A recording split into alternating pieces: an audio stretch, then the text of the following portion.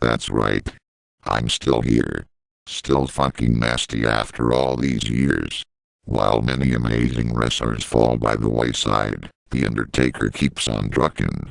Wrestlers like Edge and Stone Cold Steve Austin can no longer compete, but Mark fucking Calloway is still making the fans barf after 100 goddamn years.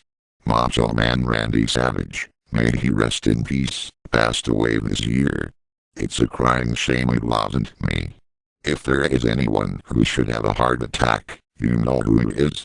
I'm the last old fuck from the first episode of Raw who is still dragging my wrinkly shit into the ring, although, thank heavens, I don't even do that much anymore.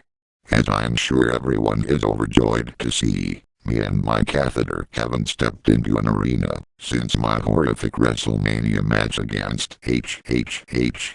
I showed up in my wheelchair and hobbled into the ring and he whipped my ass up and down the George Dome.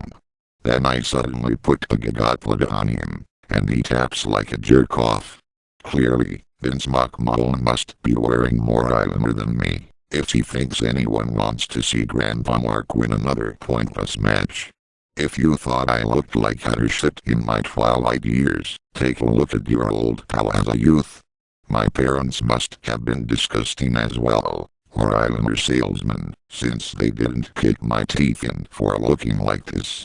It's easy to see how I evolved from a gingery-looking douche to a gross biker bitch with tattoos that you can't read through my wrinkles.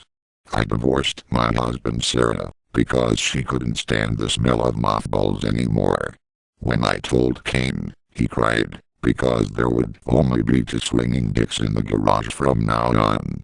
I then married a Wadiva, which we can only assume means that she has a bigger penis than Sarah or Vince paid her to change my diapers and feed me strained peas, because he didn't want to have to pay hospice to come do it. Now for the real reason for my absence. I got sent to a nursing home. The nurses all wear masks to keep from losing their breakfast. I look like shit. I smell like 3-day-old piss and bud ice. The only person who comes to visit me was my buddy Kane. He brought over some Don Johnson movies and softcore porn, so Kane had to hide his heart in from the staff. Unless Kane brings me my Viagra, this is not an issue for me. The nurses dread when Kane comes, because we drink spiced rum and stroll naked through the hallways quoting Steven Seagal films and sexually harassing old ladies. All their families are scarred for life.